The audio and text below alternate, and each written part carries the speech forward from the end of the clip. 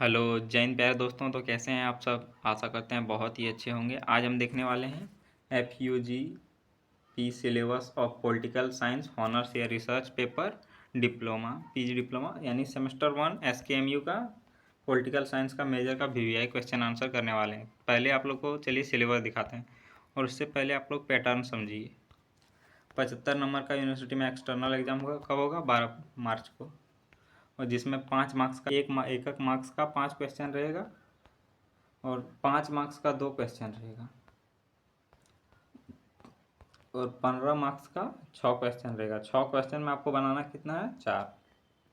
तो इस प्रकार आप तीनों को जोड़ेंगे तो कितना होगा? 60 10 70 5 75। तो इसी प्रकार आप लोग का एग्ज़ाम होगा। चलिए आगे बढ़ते हैं। आप लोग देख लीजिए सिलेबस। आप लोग को एक बढ़िया चीज़ दिखाते हैं। देखिए पहले सिलेबस देखिए। यूनिट 1 में political theory, nature, significance and it's relevance. अब यहीं देखिए, ये आप लोग का सिलेबस हो गया 2025-29 सेशन का है और आप देखिए 2024-28 सेशन एंड यही 2024-28 सेशन का है। तो देखिए एकदम सेम है ना सिलेबस। वहाँ भी political theory, nature, significance and it relevance, यही एकदम सेम सिलेबस है। देखिए यहाँ origin and development of state, power and authority, sovereignty and monism. आप लोग को देखिए क्या किया है यूनिवर्सिटी, खाली देखिए थोड़ा इतना, खाली इतना चेंज किया है। जो यहाँ यूनिट 4 5 6 5 और 6 जो दिया है उसको कन्वर्ट करके यूनिवर्सिटी क्या किया है, सब एक ही साथ यूनिट 4 में ही समेट दिया है। जैसे इसको देखिए EFGH ये सब एक ही साथ जोड़ दिया यूनिट 4 में ही। यूनिट 5 और 6 हटा दिया। देखिए यही आप लोग देख लें, सिलेबस देख लीजिए, ये एकदम सेम यही है। देखिए यूनिट 4 में सबको समेट दिया। EFGH यहाँ नाम नहीं दिया है। लिबर्टी, इक्वलिटी, जस्टिस, डेमोक्रेसी, बस एकदम कोई सिलेबस एकदम पिछला सेमेस्टर जो पढ़े थे बस वही पढ़ना है। तो चलिए आप लोग को क्लियर हो गया होगा। अब दिखाते हैं आप लोग का पेपर, क्वेश्चन पेपर। यहाँ देखिए ये रहा क्वेश्चन पेपर 2024-28 का। इसका क्वेश्चन कर लीजिए, 3 से 4 क्वेश्चन रिपीट हो जाएगा, फिर वही क्वेश्चन आएगा। आप लोग को फिक्स करते हैं 3 से 4 क्वेश्चन हर साल रिपीट होता है। तो चलिए आप लोग को दिखाते हैं क्वेश्चन किस प्रकार आते हैं और आकलन कर पाएंगे कि किस प्रकार क्वेश्चन पूछेगा एग्जाम में। देखिए ये ग्रुप एक, सॉरी यहाँ आप देख सकते हैं मेजर पॉलिटिकल साइंस मेजर 1 दोनों का सिलेबस आपको दिखा दिए, एक सेम है, एक ही जैसा है। खाली यूनिट 6 तक था, यूनिट 4 कर दिया, बस उतना ही चेंज है। 2024-28 सेशन में पेपर जो पूछा गया है उसका क्वेश्चन आंसर देखिए। चलिए सबसे पहले तो यहाँ आप लोग को क्या मिलेगा? 5 मार्क्स का, एक मार्क्स का 5 क्वेश्चन। तो पहला क्वेश्चन है यहाँ। चलिए डायरेक्ट आप लोग को क्वेश्चन आंसर एक साथ कराते हैं। तो चलिए शुरू करते हैं। देख लीजिए आप लोग क्वेश्चन, इसी का आंसर कराएंगे नीचे PDF के साथ। ये क्वेश्चन जो आप देख रहे हैं, उदारवाद के जनक किसे माना था, ये सेमेस्टर 2 में भी आया था। जब पेपर सब सेमेस्टर 2 का भी पढ़ाया था तो उसमें भी यह क्वेश्चन आया था। तो इसका जॉन लॉक होगा। चलिए आगे बढ़ते हैं। आप लोग को पहले आप लोग क्वेश्चन देख लीजिए। यही इसी प्रकार आप लोग के एग्जाम में क्वेश्चन आए थे 2024-28 सेशन वाले के में। और यहाँ देखिए 6 क्वेश्चन मिलेगा आप लोग को। एगो 4 नंबर, 5 नंबर, 2 हो गया, 6 नंबर, 3 हो गया, 7 नंबर, 4 हो गया, 8 5 और ये 9 6, यानी 6 क्वेश्चन आप लोग को 4 बनाना है। जैसा कि आप यहाँ ऊपर देख सकते हैं क्या लिखा है, निम्नलिखित में से किन्हीं 4 प्रश्नों के उत्तर दें। सॉरी आप देख लीजिएगा यहीं। तो चलिए अब आंसर डिस्कस करते हैं। तो पहला क्वेश्चन क्या था, आप लोग वेरीफाई कर सकते हैं। द थ्योरी ऑफ जस्टिस पुस्तक किसकी रचना है? तो जॉन रॉल्स की है। दूसरा क्वेश्चन था पोलिस शब्द जिसकी उत्पत्ति ग्रीक भाषा से हुई है का क्या अर्थ है? यानी पोलिस शब्द का क्या अर्थ है? तो नगर या राज्य है अर्थ होगा। संप्रभुता में एकलवादी का सिद्धांत के प्रमुख समर्थक कौन थे? जॉन ऑस्टिन किस देश से संबंधित थे? तो यूनाइटेड किंगडम यानी ब्रिटेन कह सकते हैं। क्वेश्चन नंबर 4, ये क्वेश्चन VVI है, हर साल क्वेश्चन पूछा जाता है। उदारवाद के जनक किसे माना जाता है? तो आप लोग जॉन लॉक। अल्पतंत्र का लौह नियम से कौन से विचारक संबंधित हैं? तो रॉबर्ट माइकल्स सॉरी। तो अब देखिए ग्रुप B, न्याय से आप क्या समझते हैं? आप लोग देख लीजिए क्वेश्चन, यही सब क्वेश्चन पूछा गया था। न्याय से आप क्या समझते हैं? नकारात्मक स्वतंत्रता पर एक संक्षिप्त टिप्पणी लिखिए। देखिए यही क्वेश्चन है। चलिए अब इसका उत्तर देखते हैं।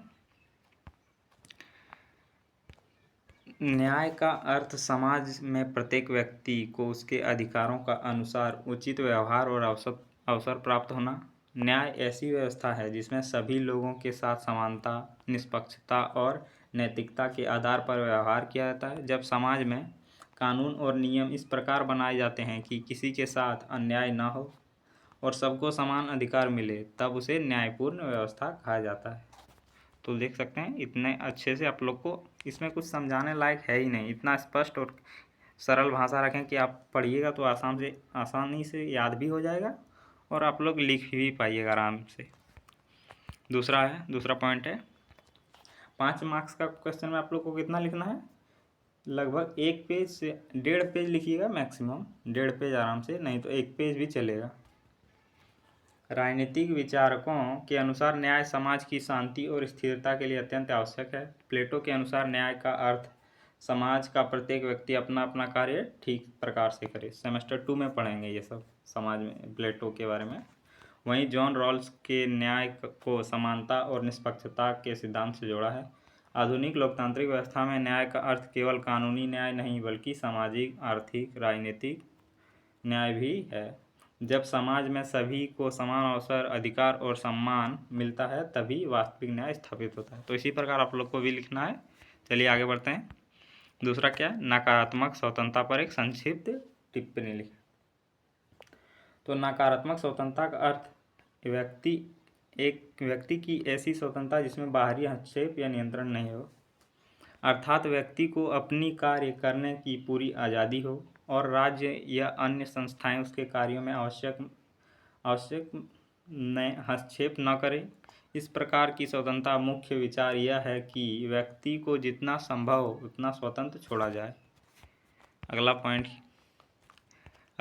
है, नकारात्मक स्वतंत्रता की अवधारणा उदारवादी विचारधारा से जुड़ी हुई है। जॉन लॉक और जॉन स्टुअर्ट मिल जैसे विचारकों ने व्यक्तिगत स्वतंत्रता पर विशेष बल दिया है, यानी खुद की स्वतंत्रता पर अत्यधिक बल दिया है। उनके अनुसार राज्य का काम केवल इतना होना चाहिए कि वह कानून और व्यवस्था बनाए रखे तथा नागरिकों की स्वतंत्रता की रक्षा करे। यानी जॉन लॉक और जॉन स्टुअर्ट मिल के द्वारा राज्य का काम इतना ही होना चाहिए कि वह कानून व्यवस्था बनाए रखे और नागरिकों को स्वतंत्रता की रक्षा करे। चलिए अगला पॉइंट देखते हैं।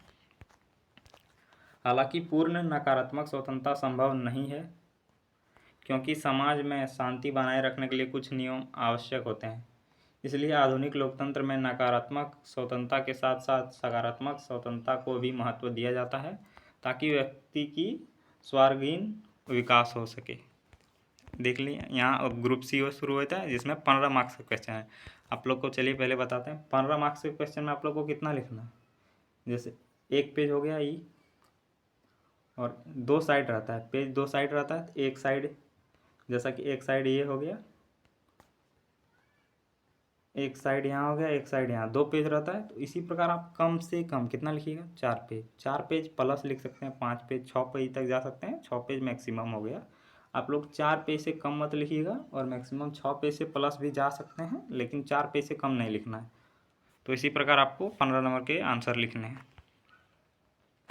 तो पहला क्वेश्चन क्या था, आधुनिक राजनीति सिद्धांत का मुख्य विशेषताओं का वर्णन करें। तो उत्तर देखते हैं। चलिए, आधुनिक राजनीति सिद्धांत राजनीति विज्ञान का एक महत्वपूर्ण क्षेत्र है, जिसमें राज्य, सत्ता, न्याय, स्वतंत्रता और समानता जैसे विषयों का आधुनिक दृष्टिकोण से अध्ययन किया जाता है। आधुनिक राजनीतिक सिद्धांत राजनीति विज्ञान का एक महत्वपूर्ण क्षेत्र है जिसमें क्या क्या किया जाता है, राज्य, सत्ता, न्याय, स्वतंत्रता और समानता जैसे विषयों को आधुनिक यानी आज की दृष्टि से यानी वर्तमान दृष्टिकोण से अध्ययन किया जाता है। यह सिद्धांत पारंपरिक राजनीतिक विचारकों से अलग है होकर वे वैज्ञानिक और व्यवहारिक दृष्टिकोण अपनाता है, यानी जो परंपरा से चला हुआ आ रहा है उसको थोड़ा अलग करके वैज्ञानिक और व्यवहारिक दृष्टि से अपनाता है।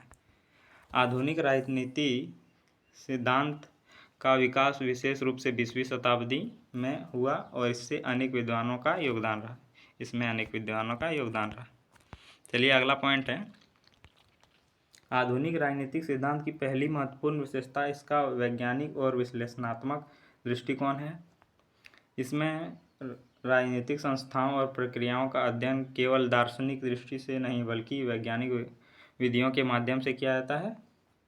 इसमें राजनीतिक विज्ञान अधिक व्यवस्थित और तथ्यपरकता बनती है। यानी जो पूर्व में चल रहा था, यानी जो केवल समानता स्वतंत्रता पर विचार, आपकी आधुनिकता पर क्या, आधुनिक राजनीतिक जो है उसमें वैज्ञानिकता पर जोर दिया गया, तथ्यपरकता यानी फैक्ट चेक किया जाएगा, आप लोग कुछ भी ऐसे बता रहे हैं वो सब सत्य है या नहीं, तो इस पर अधिक बल दिया गया है। दूसरी विशेषता क्या है, व्यवहारवादी दृष्टिकोण।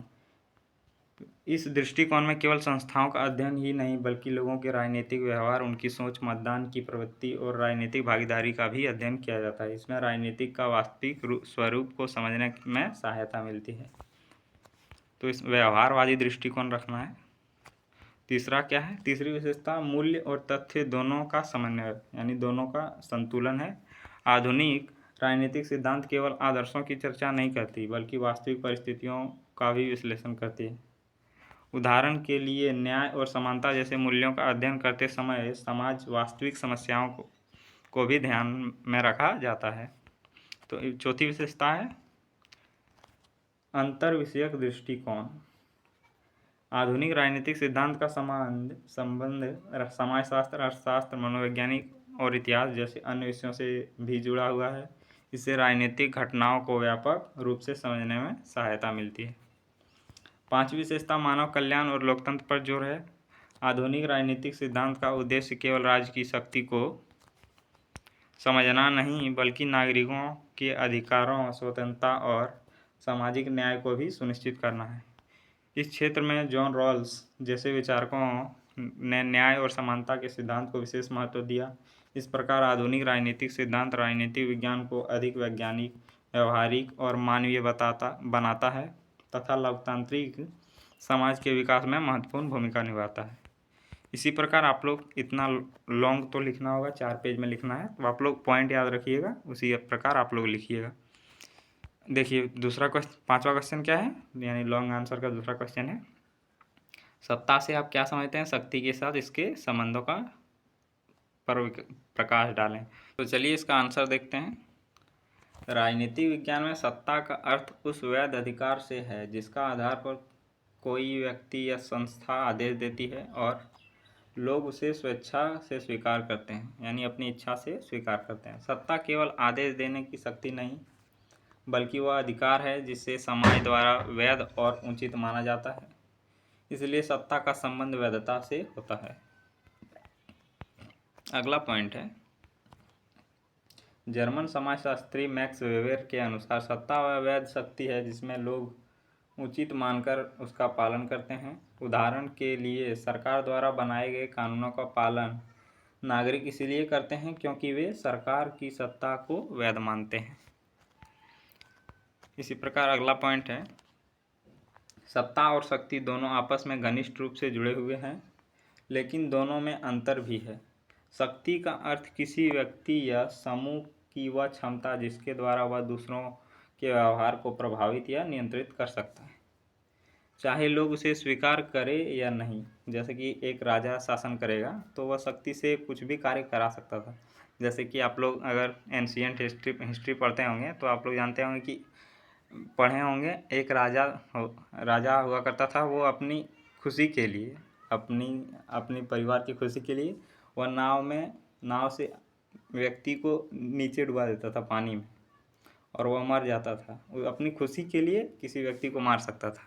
तो इसी प्रकार वह शक्ति से लोगों को प्रभावित या नियंत्रित भी किया जा सकता है। तो जबकि सत्ता वह शक्ति है जैसे वैधता प्राप्त होती है। इस प्रकार कहा जा सकता है कि सत्ता वैध शक्ति है।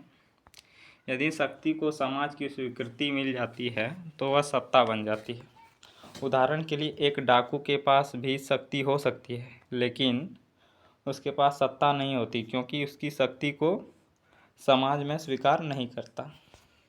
आप लोग जानते होंगे बिहार के अनंत सिंह, शायद अनंत सिंह है, उसको देखते हैं विधायक बन जाता है और गुंडई भी करता है। एक व्यक्ति को मारा था और विधायक बन गया फिर भी। तो यही हो सकता है, क्या शक्ति प्लस सत्ता दोनों को जब मिला दिए तो अनंत सिंह हो जाएगा। चलिए आगे बढ़ते हैं। सत्ता और शक्ति के बीच संबंध को निम्न प्रकार से समझा जा सकता है। सत्ता शक्ति का वैध रूप है। शक्ति के बिना सत्ता अस्तित्व नहीं हो सकती। ये सब पॉइंट है। सत्ता लोगों की स्वीकृति पर आधारित होती है, यानी सत्ता तभी होगा जब लोग स्वीकार करेंगे। शक्ति का प्रयोग बलपूर्वक भी किया जा सकता है, लेकिन सत्ता का पालन सामान्यतः स्वेच्छा से किया जाता है। मैक्स वेबर ने सत्ता का 3 प्रकार बताए। तो पहला क्या हो जाएगा? परंपरागत सत्ता, जैसे राजा कह सकते हैं, जो परंपरा और रीति रिवाजों पर आधारित हो।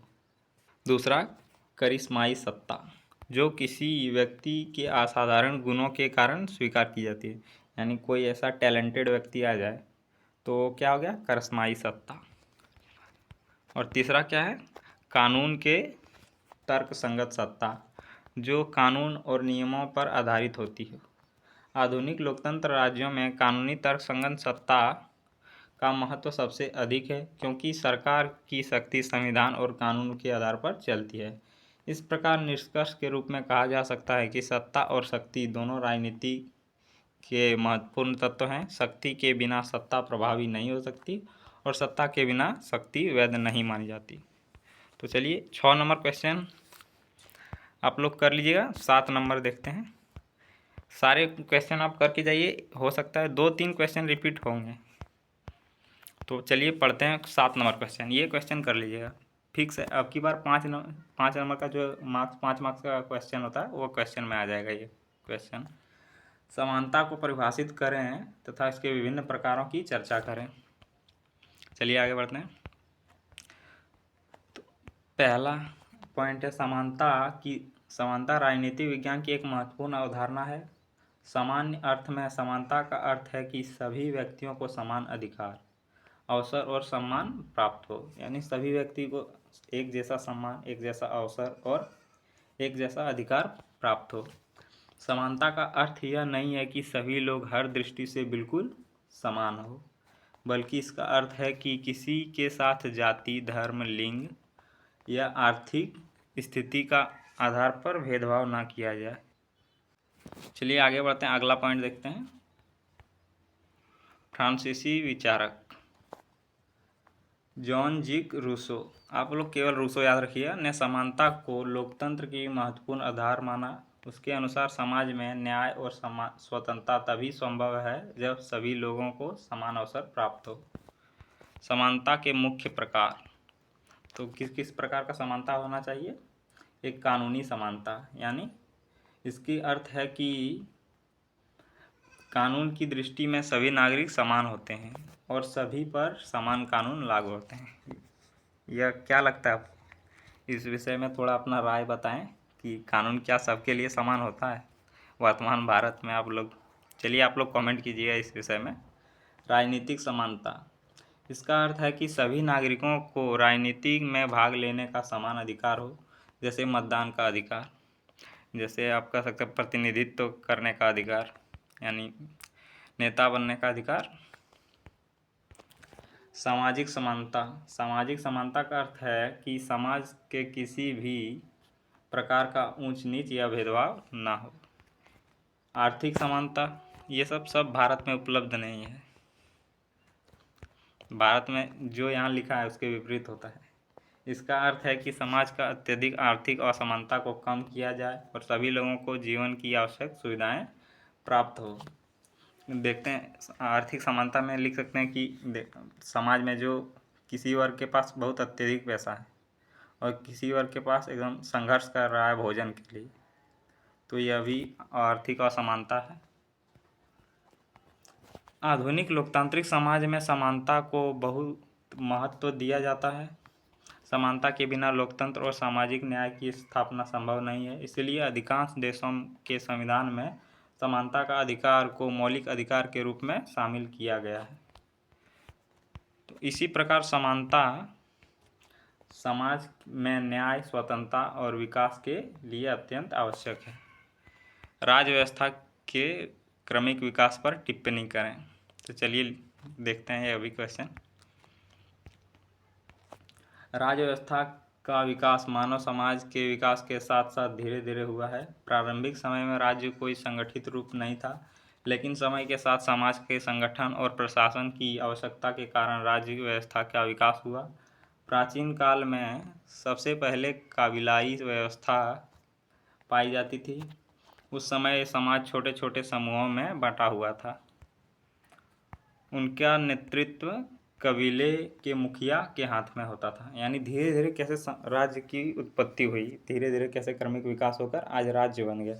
तो सबसे पहले क्या होता था, नेतृत्व कौन नेतृत्व करता था, कबीले के मुखिया के हाथ में होता था। इसके बाद नगर राज्य का विकास हुआ। प्राचीन यूनान के छोटे छोटे नगर राज्य थे, जैसे एथेंस और स्पार्टा।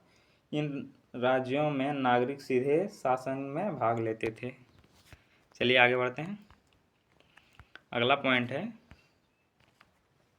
मध्यकाल में सामंतवादी राज्य का विकास हुआ। इस व्यवस्था में सत्ता राजा और सामंतों के हाथ में होती थी। आम जनता शासन में बहुत कम योगदान होता था। आधुनिक युग में राष्ट्र राज्य का उदय हुआ। इस व्यवस्था में एक निश्चित क्षेत्र, सामान्य संस्कृति और राजनीतिक एकता के आधार पर राज्य का निर्माण हुआ।